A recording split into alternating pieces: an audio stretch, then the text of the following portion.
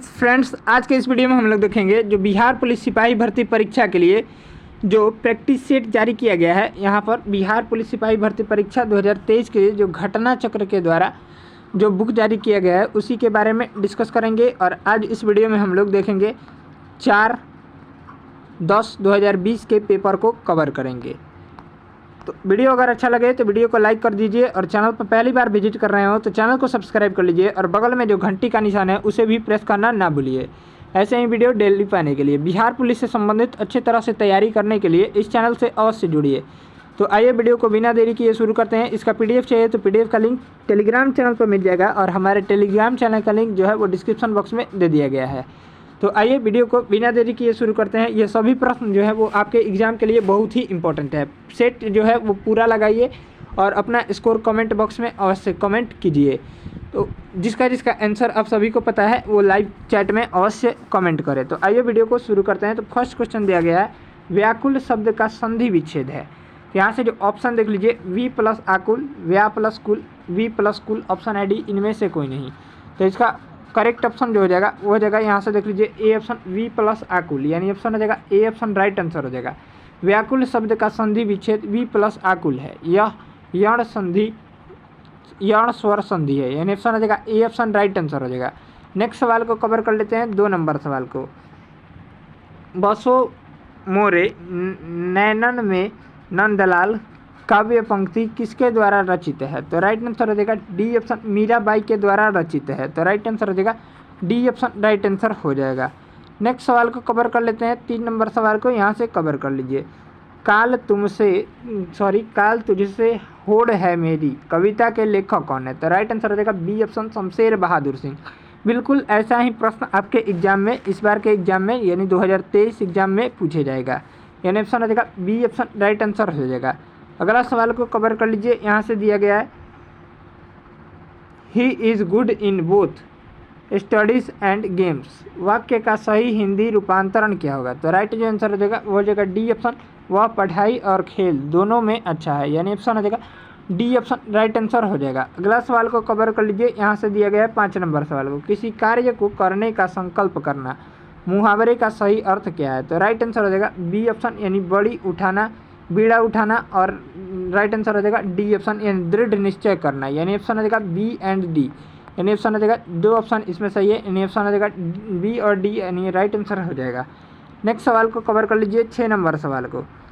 यहाँ से देख लीजिए श्री गणेश करना, इस सभी का मुहावरा दिया गया है उसको देख लेते हैं। श्री गणेश करना यानी शुभारंभ करना, हाथ के तोते उड़ाना यानी स्तब्ध करना, स्तब्ध होना, रंग लाना, मुहावरे का सही अर्थ क्या है? तो प्रभाव उत्पन्न करना, रंग बदलना यानी परिवर्तन होना, हथियार डाल देना यानी हार मान लेना। नेक्स्ट सवाल को कवर कर लीजिए। यहाँ से दिया गया है नेक्स्ट सवाल जो है वो बहुत ही इम्पोर्टेंट सवाल है। यहाँ से देख लीजिए जो बहुत कुछ जानता हो वाक्यांश के लिए सही शब्द है। तो राइट आंसर हो जाएगा ए ऑप्शन बहुज्ञ, यानी ऑप्शन हो जाएगा ए ऑप्शन राइट आंसर हो जाएगा। नेक्स्ट सवाल को यहाँ से कवर कर लेते हैं, दिया गया है यहाँ से देख लीजिए। नेक्स्ट सवाल को कवर कर लेते हैं। यहाँ से दिया गया है क्या दिया गया है? जिसको प्राप्त करना बहुत कठिन हो वाक्यांश के लिए सही शब्द है। तो राइट आंसर हो जाएगा सी ऑप्शन दुर्लभ, यानी ऑप्शन हो जाएगा सी ऑप्शन राइट आंसर हो जाएगा। जिसको प्राप्त करना बहुत ही कठिन हो वाक्यांश के लिए उपयुक्त शब्द जो है वो दुर्लभ है। वह मार्ग जो चलने में कठिनाई पैदा करता है वाक्यांश के लिए सही उपयुक्त शब्द दुर्गम है।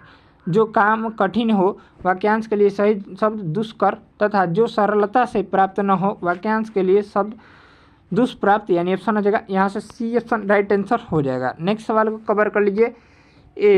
एवेंड in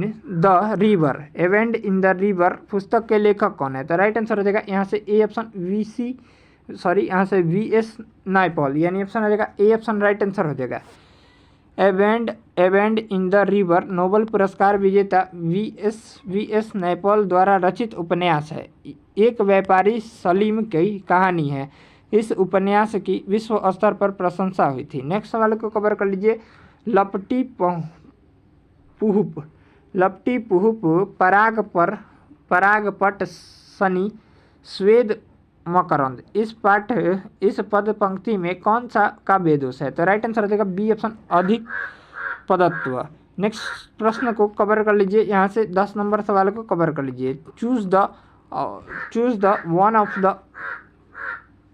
the one which is opposite to the right meaning of the given word. Integration, तो राइट आंसर जो हो जाएगा वो जगह दिया गया है इंटीग्रेशन मतलब अखंडता या एकीकरण होता है, तो राइट आंसर हो जाएगा फ्रेमिगेशन यानी विखंडन या टुकड़े करना, यानी ऑप्शन हो जाएगा यहाँ से डी ऑप्शन राइट आंसर हो जाएगा। नेक्स्ट सवाल को कवर कर लीजिए, यहाँ से बिहार में 1857 की क्रांति कहाँ से शुरू हुई थी, तो राइट आंसर हो जाएगा 11 का वो हो जाएगा बी ऑप्शन देवघर जिले के रोहिणी नामक स्थान से जो है वो बिहार में 1857 की क्रांति जो है वो शुरू हुई थी। नेक्स्ट सवाल को यहाँ से कवर कर लीजिए, यहाँ से इसका पहले एक्सप्लेनेशन को कवर कर लेते हैं क्योंकि ये क्वेश्चन जो है वो बहुत ही इंपॉर्टेंट है। बिहार में 1857 की क्रांति की शुरुआत देवघर जिले के रोहिणी नामक स्थान से हुई थी जो वर्तमान में झारखंड राज्य में स्थित है। उल्लेखनीय है कि बिहार में 1857 क्रांति के प्रमुख नेता कुंवर सिंह जो सर्वाधिक उम्र के क्रांतिकारी थे। ये प्रश्न जो है वो बिहार मद्यनिषेध दरोगा एग्जाम जो अभी हुआ है उसमें पूछा गया है, यानी बिहार 1857 के क्रांति के बिहार के प्रमुख नेता कौन थे, तो कुंवर सिंह राइट आंसर हो जाएगा। नेक्स्ट सवाल को कवर कर लीजिए, कोणार्क नाटक के लेखक कौन है, तो राइट आंसर हो जाएगा ए ऑप्शन जगदीश चंद्र माथुर। कोणार्क नाटक के लेखक जगदीश चंद्र माथुर थे। इनकी प्रमुख अन्य नाटक कृतियाँ भोर का तारा, पहला राजा इत्यादि है। नेक्स्ट सवाल को कवर कर लीजिए, कालाशोक कौन सा वंश का शासक था, तो राइट आंसर हो जाएगा ए ऑप्शन शिशुनाग वंश का शासक था। कालाशोक जो था वो शिशुनाग वंश का शासक था।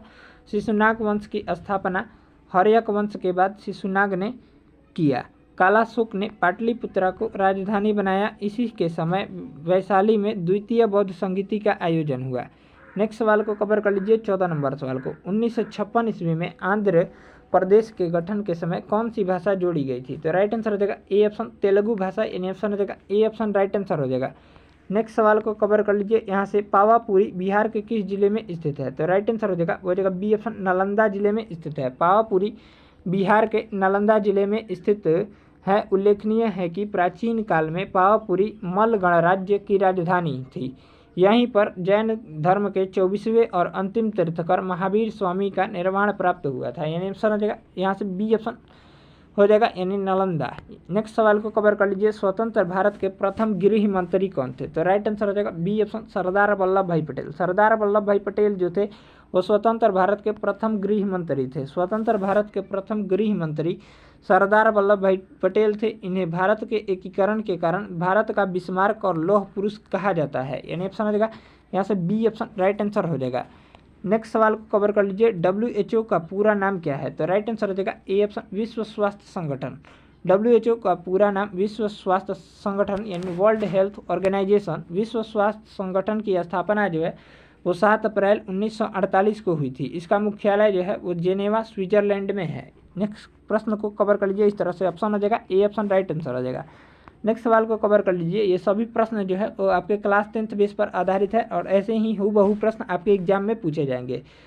भारत में वित्तीय वर्ष कब शुरू होता है, तो राइट आंसर हो जाएगा सी ऑप्शन 1 अप्रैल से 31 मार्च तक। भारत में वित्तीय वर्ष की शुरुआत 1 अप्रैल से 31 मार्च तक 1 अप्रैल से होता है जो 31 मार्च को समाप्त होता है। नेक्स्ट सवाल को कवर कर लीजिए, रिजर्व बैंक का मुख्यालय कहाँ है, तो राइट आंसर हो जाएगा ए ऑप्शन मुंबई में है।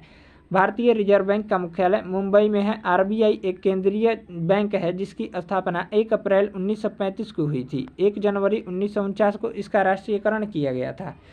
नेक्स्ट सवाल को कवर कर लीजिए 20 नंबर सवाल को, घनानंद किस काव्य धारा के कवि हैं, तो राइट आंसर हो जाएगा बी ऑप्शन रीति मुक्त।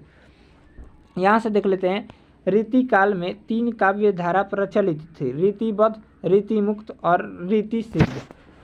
घनानंद रीति मुक्त काव्य धारा के सर्वश्रेष्ठ कवि हैं। घनानंद हिंदी साहित्य में प्रेम के पीर के कवि के रूप में स्थापित हैं। इनके छंदों को सुछंदों की उपमा दी गई है। घनानंद की प्रेयसी का नाम सुजान था। रामचंद्र शुक्ल जी का कथन है, ये साक्षात रस मूर्ति और ब्रज भाषा काव्य के प्रधान स्तंभ है। नेक्स्ट सवाल को कवर कर लीजिए, यहाँ से 21 नंबर सवाल को, जिसमें वस्तु का केवल एक विक्रेता होता है, ऐसे बाजार का स्थिति है, तो राइट आंसर हो जाएगा बी ऑप्शन एकाधिकार। यहाँ से देख लेते हैं इसका एक्सप्लेनेशन। वह बाजार जिसमें किसी भी वस्तु का केवल एक विक्रेता होता है उसे एकाधिकार बाजार कहते हैं। एकाधिकार बाजार की निम्न विशेषताएं हैं। 1 नंबर दिया गया है एक विक्रेता तथा अधिक विक्रेता का होना। नेक्स्ट देख लीजिए 2 नंबर, वस्तु की कई निकट प्रतिस्थापन वस्तु नहीं होती है। नेक्स्ट सवाल को कवर कर लीजिए, पेन तथा स्याही की मांग को कहा जाता है। तो राइट आंसर हो जाएगा बी ऑप्शन, संयुक्त मांग कहा जाता है। पेन तथा स्याही की मांग को संयुक्त मांग कहा जाता है। संयुक्त मांग किन्हीं ऐसी 2 या अधिक वस्तुओं अथवा सेवाओं के संबंध बताती है जो एक साथ इकट्ठा मांगी जाती है। पेन तथा स्याही, चाय तथा चीनी की मांग संयुक्त मांग है। नेक्स्ट सवाल को कवर कर लीजिए, शंकराचार्य के द्वारा 4 मठों का निर्माण किस धर्म की प्रतिष्ठा के लिए किया गया था। तो राइट आंसर हो जाएगा सनातन धर्म। यहाँ से देख लीजिए, यहाँ से इसका एक्सप्लेनेशन देख लीजिए, शंकराचार्य ने सनातन धर्म की प्रतिष्ठा के लिए 4 मठों की स्थापना की थी। पहला है ज्योति मठ जो है उत्तराखंड राज्य में, पुरी दूसरा है जो उड़ीसा राज्य में स्थित है, और द्वारक मठ यानी ये गुजरात राज्य में स्थित है, और 4 नंबर जो है वो श्रृंगेरी मठ यानी ये कर्नाटक राज्य में स्थित है।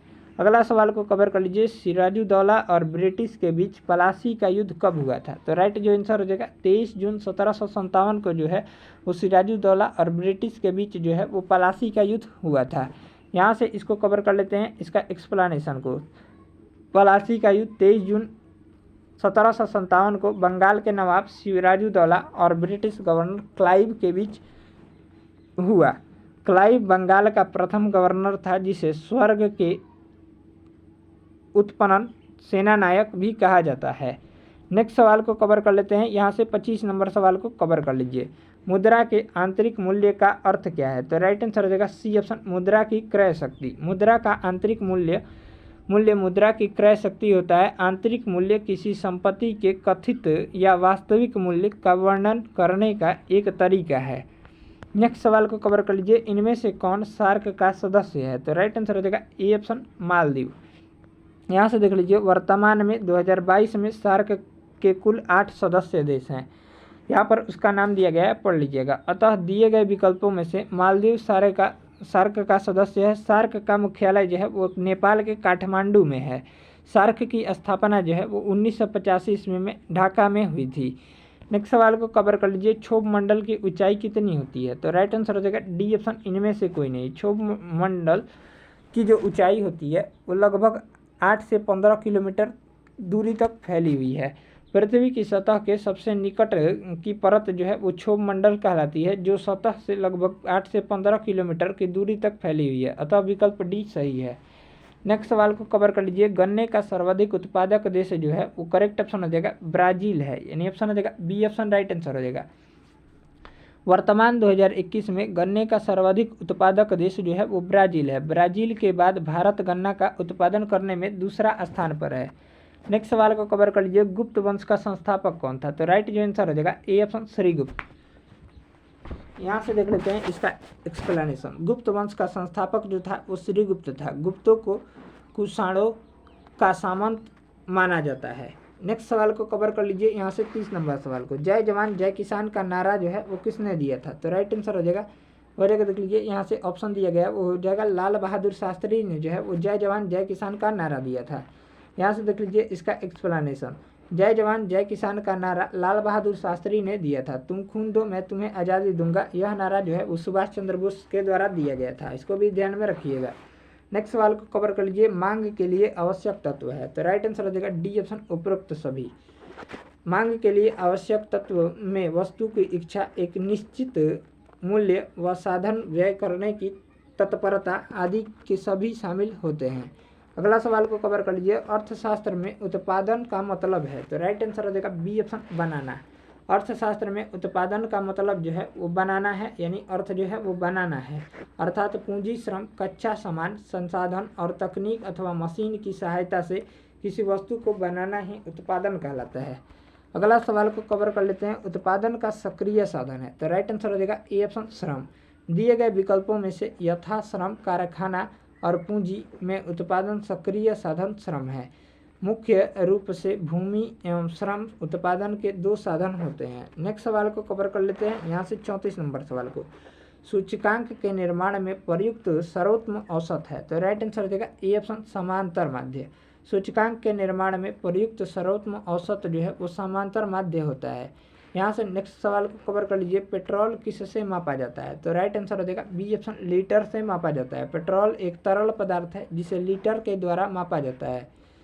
नेक्स्ट सवाल को यहाँ से कवर कर लीजिए 36 नंबर सवाल को, चाय का सर्वाधिक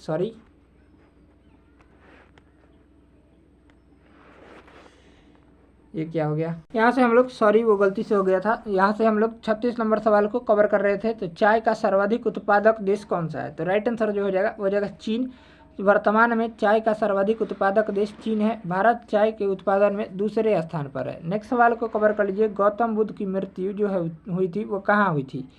तो राइट आंसर हो जाएगा ए ऑप्शन, कुशीनगर में हुई थी। गौतम बुद्ध बौद्ध धर्म के संस्थापक थे। गौतम बुद्ध की मृत्यु उत्तर प्रदेश के कुशीनगर में हुई थी। यह तत्कालीन मल्ल गणराज्य की राजधानी थी।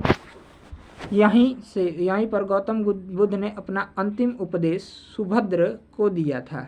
बौद्ध धर्म में बुद्ध के मृत्यु को महानिर्वाण कहा जाता है। अगला सवाल को कवर कर लीजिए, पोखरण क्या है? तो राइट जो आंसर हो जाएगा ए ऑप्शन, राजस्थान का एक नगर है। यहाँ से देख लीजिए, पोखरण राजस्थान का एक नगर है। यहाँ पर 1974 में भारत का प्रथम परमाणु परीक्षण स्माइलिंग बुद्धा के नाम से हुआ था। नेक्स्ट सवाल को कवर कर लीजिए, गोवा में पहला विदेशी शासन किसका था? तो राइट आंसर हो जाएगा सी ऑप्शन, पुर्तगालियों का। गोवा में पहला विदेशी शासन जो था वो पुर्तगालियों का था। भारत आने वाला पहला पुर्तगाली यात्री वास्को डी गामा था, जबकि पुर्तगाली गवर्नर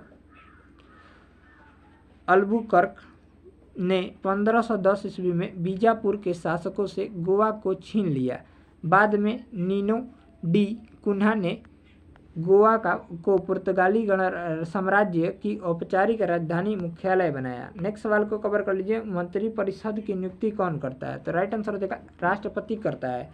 यहाँ से देख लीजिए, भारत में मंत्रिपरिषद की नियुक्ति की सलाह जो है वो राष्ट्रपति करता है। केंद्रीय मंत्रिपरिषद के सभी सदस्य राष्ट्रपति के प्रसाद पर्यत पद धारण करते हैं। संविधान के अनुच्छेद 75 भारत के राष्ट्रपति द्वारा मंत्रिपरिषद की नियुक्ति से संबंधित है। अगला सवाल को यहाँ से कवर कर लीजिए 41 नंबर सवाल को, किसी देश में मुद्रास्फीति की स्थिति में निम्न में से कौन सा कथन सही नहीं है? तो राइट आंसर हो जाएगा सी ऑप्शन, पूंजी का अवमूल्यन होता है।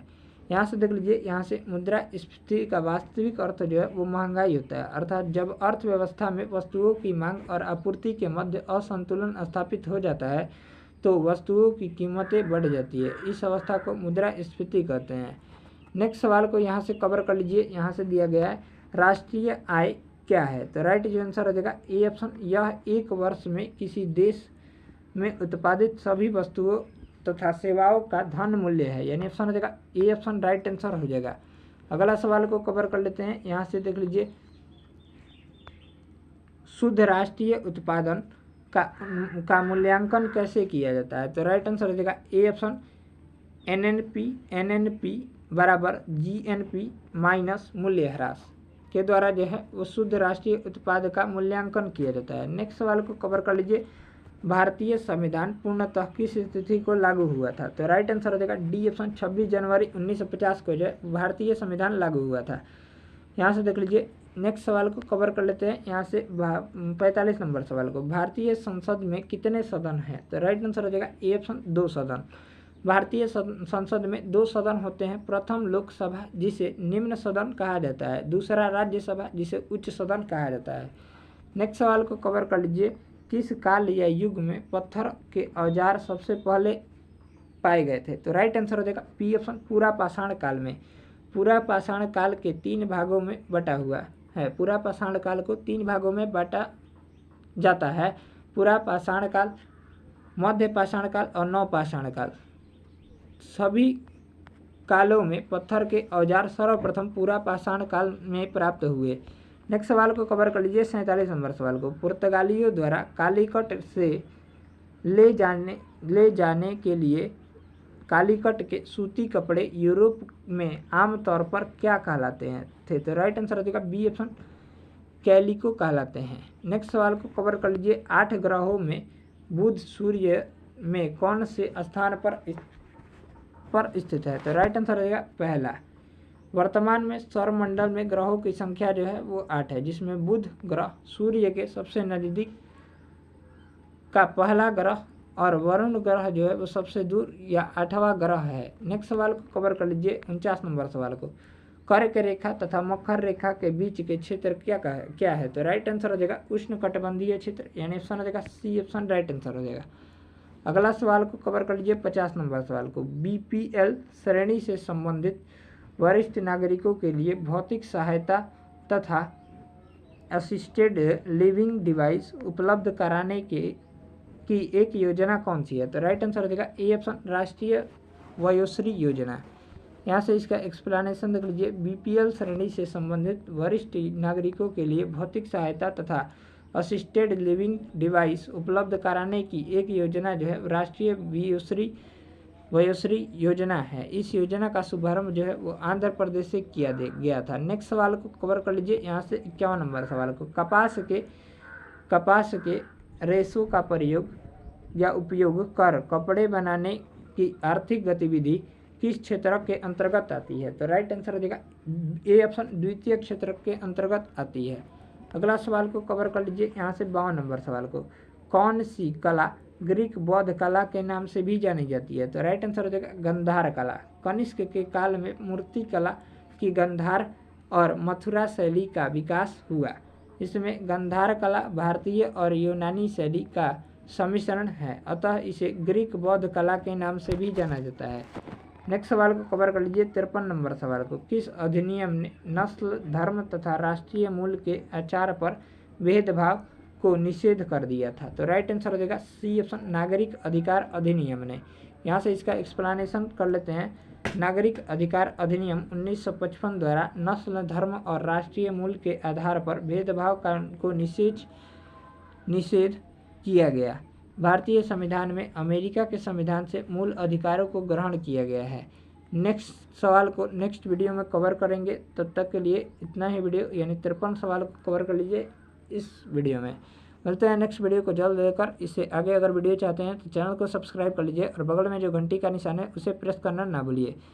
अगले सेशन में हम लोग 54 से 90 सवाल को कवर करेंगे। मिलते हैं नेक्स्ट वीडियो में, तब तक के लिए जय हिंद जय भारत। इसका पीडीएफ चैनल तो पीडीएफ चैनल का लिंक जो है वो डिस्क्रिप्शन बॉक्स में दे दिया गया है। वहाँ से टेलीग्राम चैनल का लिंक है, वहाँ से जाकर डाउनलोड कर सकते हैं। जय हिंद जय भारत।